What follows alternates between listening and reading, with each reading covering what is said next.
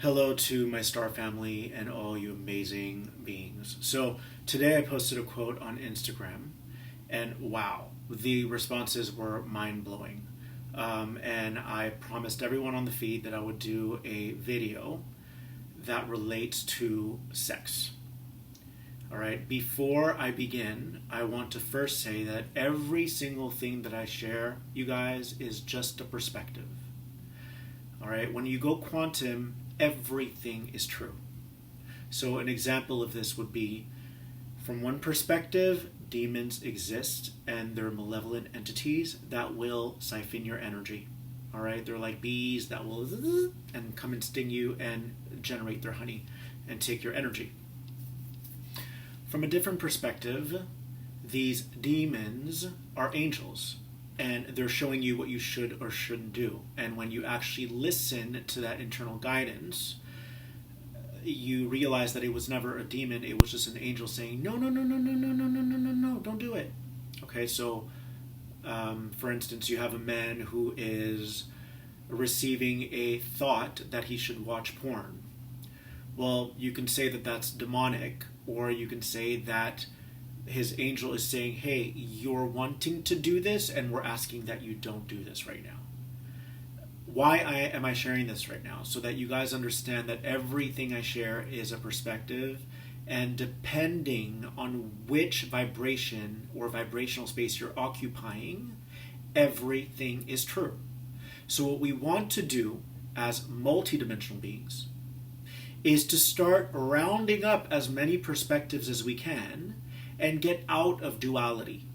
Because duality is going to say, I can't believe Phil just said that, and I can't believe he said this or she said that. And that's not respecting each other. I always tell people, take what resonates and leave the rest. That's all. Take what resonates, leave the rest. Because what's going to happen is if someone doesn't like what you have to say, they may turn around and start bad-mouthing you, not realizing that the entire time that they're bad-mouthing you, you're their teacher, and that they shouldn't be doing that. So people keep piling up on their karma when they lack respect.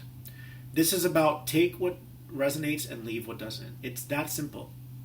And if we can come to this understanding, then we can respect someone who might smoke, or we can respect someone who chooses to be a witch, or who chooses to be gay. I'm gay. You know, we can respect each other because we're not trying to violate each other's free will, and we recognize that they're just wanting to experience this in this incarnation. If we start to remove the blanket of judgment off of all experiences, we will start to realize that we're just explorers of different dimensional frequencies, of different timelines. Okay? We're all in the same density, but we're not all on the same dimension. But we all have access to many dimensions, to infinite dimensions. So it's just a matter of seeing how it might be applicable to someone, or it might be valid for someone else based on what they chose they would go through in accordance to their divine blueprint. Your blueprint is what you architected before you were born. Your blueprint is comprised of all your lessons, all the stuff that you want to learn, like you choose your parents, you choose this, you choose that, you choose that, and it serves as a roadmap to point you back inside, to point you to the divine source of light within, so that you can remember that you're the entire universe.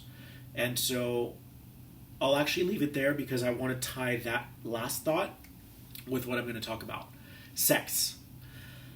Sex was never about how long you should wait. Again, this is just perspective. It was never about how long you should wait. Waiting can be very beneficial because you get to build an emotional foundation with someone. Just like you would build a cake that tastes delicious, and then the frosting would just add to that. But the cake itself, in its foundation, is wonderful and delicious and just yummy. All right? So, waiting can be very beneficial in that you get to work on the foundation. So that's never a wrong way to go. ever. And just so you know, nothing is a wrong way to go. Everything is an experience. So, you guys, we have to remember that there are so many shame programs that date back to when you were married and you couldn't have sex before and all that. These shame programs have been deeply, deeply embedded within this holographic reality that is a database, that is a computer. And now these old belief systems are very much like a virus. And they're not allowing us to elevate our minds into all these different dimensional realities. So there's so much shame around sex.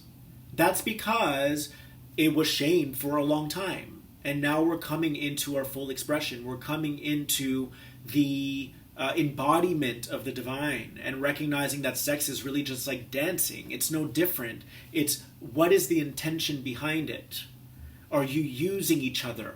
If you're doing that, then you're both taking from each other, so there will be entities pulling your energy, eating your energy. It's like a buffet for them.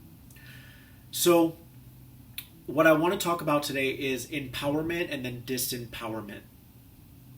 So waiting is always a sensible idea because you get to work on the foundation. It's the cake. If you happen to be someone, all right, that is either a man or a woman, this is not about gender. This is about the energy. There is masculine energy, there's feminine energy, there's love, there's light, there's electric, there's magnetic, there's the North Pole, there's the South Pole. We are here to be alchemists and find the divine, delicate balance of both. And then embody all that we are. We're here to become the universe. Universe. Universe. You are the universe. But before you can become the universe, you have to hold that higher consciousness through your balance long enough to remember that you are the entire universe and that you're the maker of your reality. So if I was saying earlier, it was never about when. It's about what is your state of mind, what is your mentality that is shaping your reality. What is the mentality that you're holding when you're going into it? If you're choosing to have sex with someone, are you operating from a disempowered state or are you operating from an empowered state? If you have sex with a man, and again, it doesn't matter if you're a woman or a man, it doesn't matter. This is not about that. If you have sex with a man because you're afraid that they will not see you again if you don't have sex, or you're operating from lack, like I really want him to like me, so I'm going to sleep with him, or you're just simply not hearing your internal voice that is telling you, right, your inner higher guidance is telling you, we don't want you to do this tonight. And if you're not hearing that and you disempower, a state of disempowerment is when you're not in alignment. You're not in harmonic alignment with your higher aspects of the self. Those include your guides, because you are your guides. All right, we can go super quantum here. So if you have a spirit guide, which is a higher version of you that wants to align the best reality for you, whisper in your ear and say, please don't sleep with this person tonight. And you do it, you're going to be disempowering yourself. And so what's going to happen is, because you're acting on a state of powerlessness, you're going to be reciprocated with that on the external world, because everything is a reciprocation of your vibration. Everything is a reciprocation of the vibration that you're emitting. So if you're sleeping with a man and then you're waiting by your phone the next day or the day after and you're questioning why he hasn't called you back anymore, the fact that you're even sitting by the phone, I guess, reinforces or reaffirms that you're not in a state of empowerment. So the chances are he's not going to call you back, because men are very adamant about finding someone who possesses both attributes. Women are too. That's why you can have a woman who's extra masculine and needs to work on her divine feminine because she's too controlling, or you can have a man who's super sensitive and needs to pump up the masculine a little bit. It doesn't matter what gender you are. This is about the energy. And if you guys know me by now, it's all about quantum. We don't focus on the physical form of things. We work with the energies, the magnetics of all things. So you have this man who's not calling you back, and you're questioning yourself. that is a clear indication that you're not in your power and that you acted on your powerlessness. Because you acted on your state of disempowerment, or you can also call it disconnection from source, from your inner God self, because you did that, the universe, which is you, on the higher octave, in the entirety of who you are, the universe is you. The universe will not have him call you back because it's trying to teach you how to listen to it so that you can become it. Do I need to repeat that? Okay, I think I do. Because I pick up messages as I'm speaking. So, from you guys, because time doesn't exist. The universe is going to take that man away because it's wanting you to listen to it more thoroughly so that you can become it. Until you become your universe, because we have to remember that this is an evolutionary process. If you are not elevating yourself, if you are not vibrating yourself into a higher density consciousness, into a higher construct of reality, of thought, of beliefs, of perceptions, then you're missing the whole point. This entire reality is just a hologram to point you inside so that you can vibrate yourself into a higher timeline. That's what this entire reality is about. So if the guy isn't calling you back, it's not that he couldn't have been the one. But potentials are always changing based on the choices that you make. That very guy that you slept with who isn't calling you back could have been the one, but because you weren't operating from a state of harmonic alignment, you pushed it away. You didn't push him away, you pushed yourself away. Because you were defying what it is that your inner voice was imparting to you. Your inner voice was saying, hey, we need you to hold off tonight because it's going to work against you. Now, you can have another woman or man, it doesn't matter, again. You can have a woman who is completely embodied. What that means is that she's learned how to alchemize both the masculine attributes and the feminine attributes.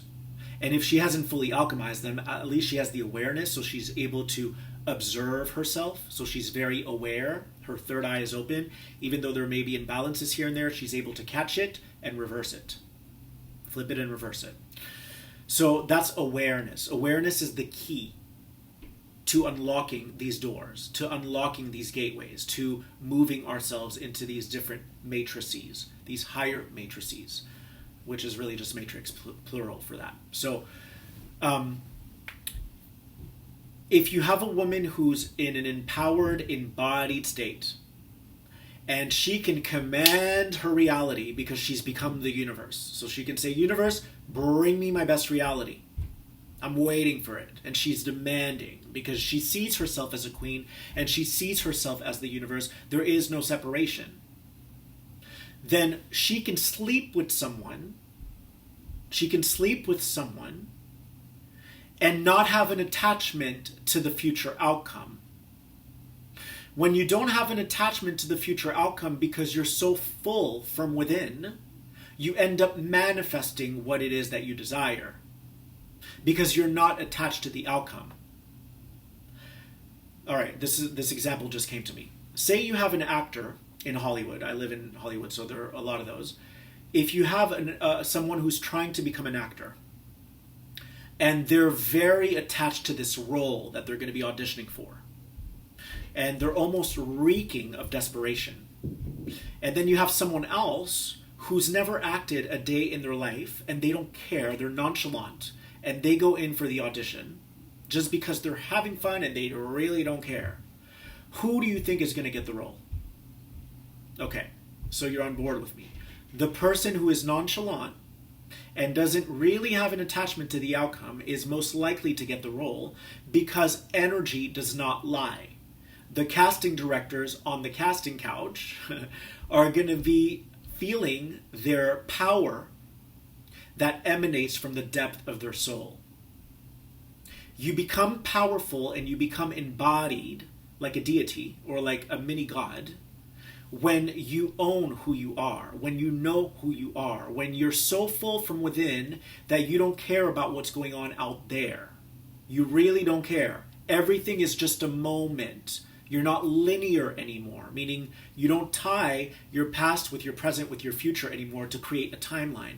You go non-linear. Non-linear means every moment is its own expression, and then when you're done with that moment, you're not even thinking about it anymore because you don't care, because you're moving on to the next, because you're here to explore dimensions. You're here to explore everything from the conscious or from the superconscious standpoint.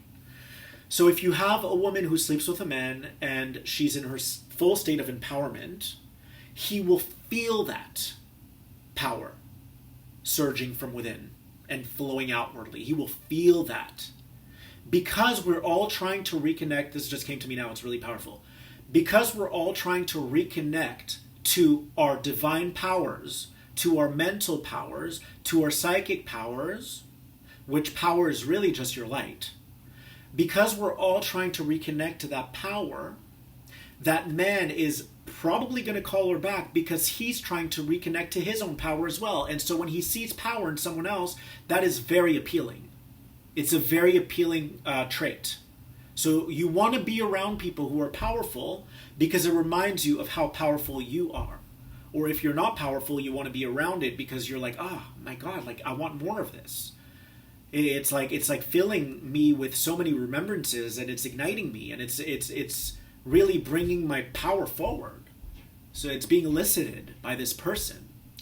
So if the woman is embodying her power, she, in her mind, first off, she doesn't care about the outcome. Because I'll give you an example.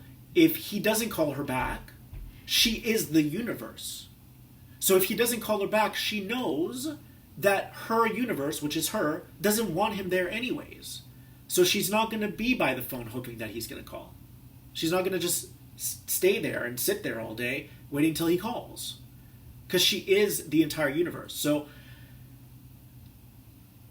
in one aspect, we are the universe. That's when we're in that, wow, like I'm in this, my consciousness is stretching and I become everything that is.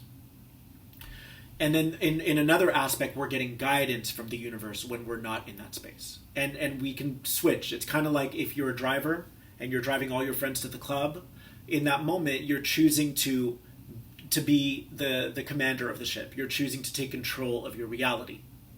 All right? That's you being the universe. You're commanding things.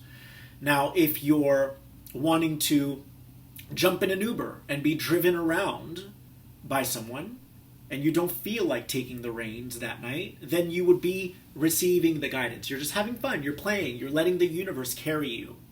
All right? It's like a symphony. Woo! Like, I just want to be guided by the universe. If someone isn't listening to that internal voice that says, don't sleep with someone, then they're missing the entire point, which is the entirety of this existence is about connecting within so that we can evolve and elevate into higher octaves of existence, into higher dimensional timelines.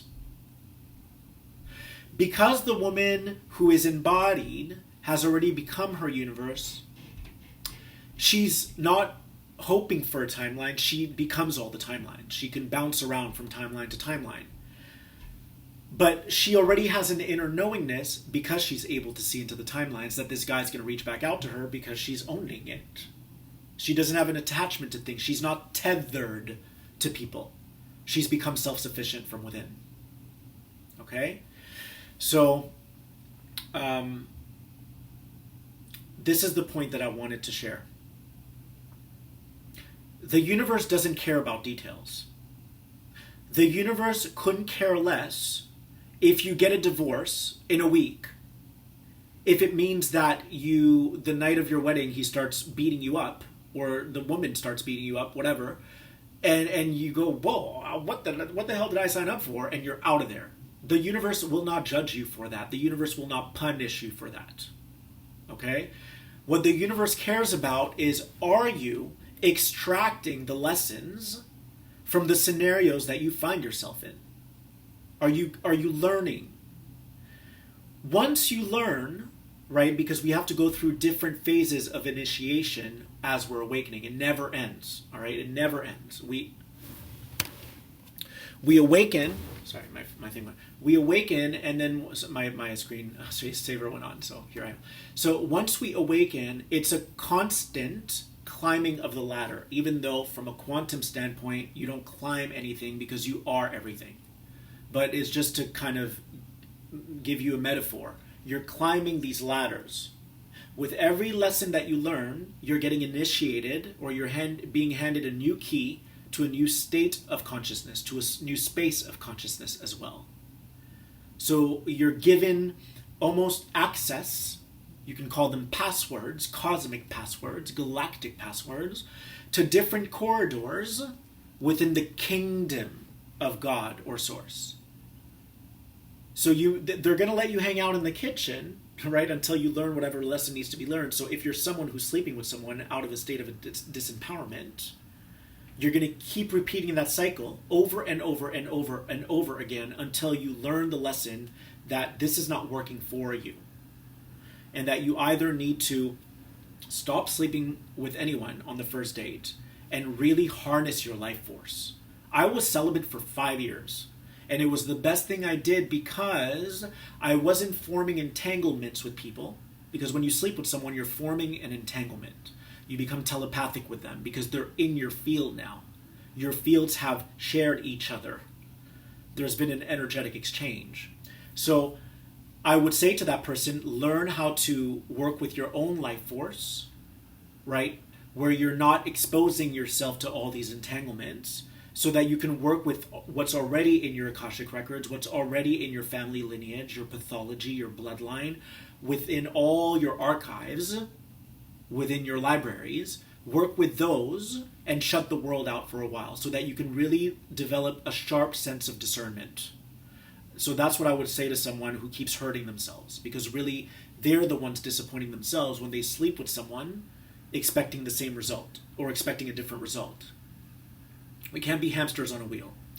So, to really harness your life force. Because that woman who's able to sleep with a man and have this inner knowing that he'll be back has really mastered her mind. And when we master our minds, you guys, we become seasoned manifestors. We truly do. We can bend reality, all right? We can warp time. I can slow down time or I can speed up time. We all have this ability. It doesn't make me more special. We can shapeshift. You can walk on the street and imagine yourself to be a cobra, and people's responses to you are going to be vastly different than if you're walking around imagining that you're a swan. Different, none is better, right? There isn't a better way to do it. It's all exploration. You're bringing in data when you're being the swan, and you're bringing in data when you are being the cobra. Just like you're bringing in data when you wear sweatpants and your hair's all messy and you're wearing a big old sweater, or you're wearing high heels and awesome jeans and you got your lipstick on and you're working it. You're bringing in different data. People respond to you differently when you dress to the nines or when you're in sweatpants. And guess what? You can meet your soulmate when you're in sweatpants. There are all these calculations that have to happen to bring you and your soulmate or your twin flame together. There is no one formula. That's why I'm saying we have to explore all of it and not judge any of it. Because if we go into judgment, we're keeping ourselves anchored into a dualistic reality. And dualistic really just means polarized. We're keeping ourselves polarized, and whenever we feed into those narratives of I can't believe Phil said that, or I can't believe that person did that, whenever we do that, we're feeding into our old matrix. We're feeding into the limiting mentalities, and those keep you in a duality reality. And all it does is it feeds your disempowerment. We're here to log out of that game, meaning log back into the highest, truest, most authentic self, the all-seeing self. But we can't do that if we're pointing fingers and we're saying, I can't believe you slept with that person so soon. We don't judge, you guys. We have to get out of that. We don't judge people. Everyone is exploring what they need to explore, including the person who sleeps with a guy and gets disappointed. They're needing to get disappointed so that they can eventually realize their universe, which is them on a higher level, is trying to teach them something that they're not learning. And again, the universe does not care about details at all. The universe cares that you are transitioning yourself into higher states of awareness. That's all it cares about. So I know I went on a tangent there, but I'm glad that I did, because I didn't know how I was going to be able to share all these points and to share all these different perspectives. But that's my point here, is it doesn't make a woman better than you if she can sleep with a man, own it, and then the next year he marries her. It doesn't make her better than you. It just means that she's connecting into those higher grid systems, being your guides, your angelic team, your oversoul, the ascended masters, which are all you when you become the universe. They're all you. They're just different aspects of the universe. They're different energies that hold a different texture, a different quality, right? A different harmonic. That's all that happens, is that woman has learned how to tune into her power, and she's embodying it, and then she's having fun with this game, because really it is a game and you can explore different things when you're here. And then the woman who is still sleeping with a guy, hoping that he'll call her back, just this sheer intention of sleeping with someone from a place of lack is going to backfire, because the universe wants us to disassociate from faces and from form and all of that. It wants us to focus on our emotions, on our energy.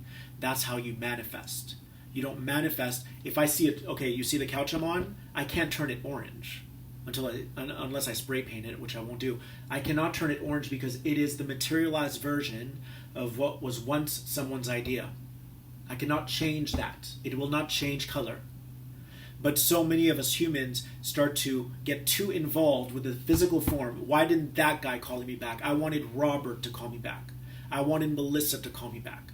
We get so fixated on the form, and we forget that this entire ascension process is about not going unconscious, meaning when you're focusing on this couch getting orange, you're going unconscious, but instead pointing yourself inside and working with your energetics, your magnetics, like clay. You can mold it so that you can materialize everything that you create at a template level, everything that you create at a subconscious level.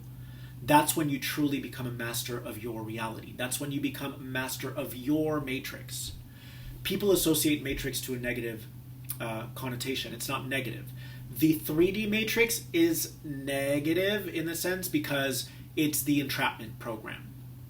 It's all the collective shadow. It's what's been keeping us entrapped.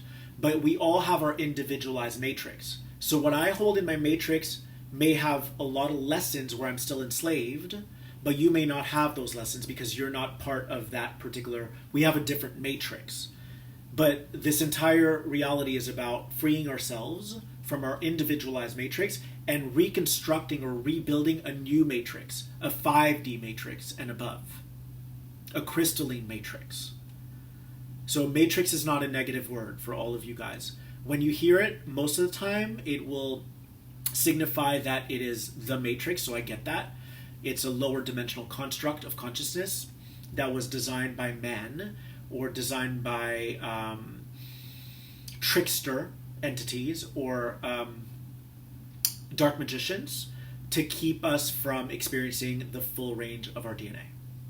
So I get that. And then the higher matrix, which is a crystallized matrix, where only abundance exists, empowerment, consideration, all that stuff, respect and compassion and love, all of that exists in the higher matrix. And there's no more separation. So you don't judge experiences anymore. So for anyone who judges a perspective, you are limiting yourself, because every perspective is true dependent upon which vibrational space you're occupying. Everything is true. Everything is true. So how we're going to heal and recover as a planet, I prefer to use the word recover, and how we're going to help each other lift into these higher timelines is by really listening to each other's perspectives. That man who isn't calling you back, we have to lend validity to what he has to say. There's a reason why he's not calling you back. And then the woman, we all have reasons. But if we can all start to listen to each other and take what resonates and leave what doesn't, then we are going to be on a higher trajectory. All right? I love you guys. I hope this helps. And please share or subscribe or both. I like the both, just because it's an abundant universe. Please share and subscribe, and know that you are so special to me, and you guys are amazing. And I thank you for your ongoing work as light workers, as empaths, as the gatekeepers. And yeah, that's my time. I have a session now, but that's my time. I love you guys. Take care.